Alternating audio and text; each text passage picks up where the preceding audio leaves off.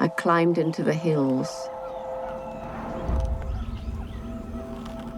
This was where I was meant to be.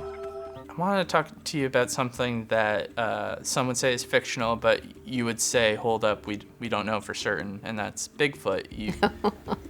Everybody talks to me about. I'm romantic. I would like Bigfoot to exist.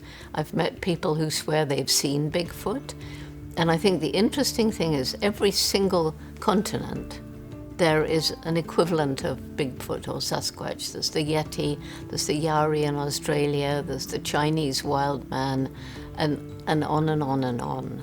And, you know, I've had stories from people who, you have to believe them. So there's something, I don't know what it is.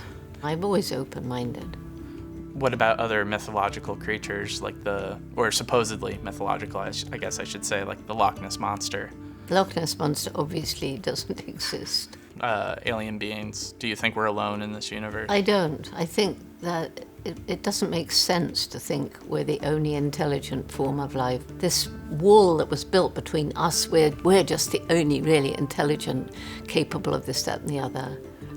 Difference in kind between us and the other animals, that wall is broken down, and the chimps help to break it down. Do you think there is a possibility that people will start to actually regard chimpanzees give them more agency and more personhood? That's actually happening. In fact, there's something going on right now where 2 chimpanzees in Angola are being brought into DRC, to a sanctuary, and into Congo Brazzaville. And there's talk of them getting passports. And that would be a first, and that would really make a statement. People say, oh, we can't give human rights to chimps. Of course you can't.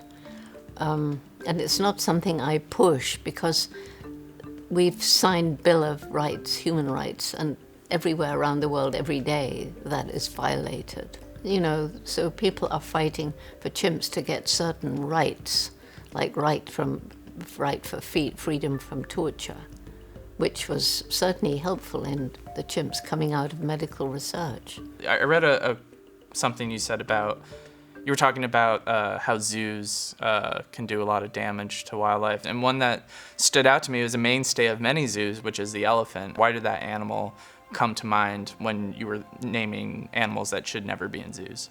Because they don't take into account the fact that elephants are highly social. They have bonds between family members that can last a lifetime of up to 60 years. And they grieve the death, and they have these amazing memories, and highly intelligent. And so often elephants are being kept shackled. They get terrible bone diseases from standing on concrete. And, okay, it's getting better, but they shouldn't be in zoos. They just shouldn't, nor should whales and dolphins. You have idle thoughts or daydreams, and you're not maybe thinking about anything in particular. Do chimpanzees come up in your mind just as much as any person you've met? Do the chimpanzees have that equal footing or not? No, not really. Chimps are so like us that there's some chimps that you really, really like and some that you really dislike.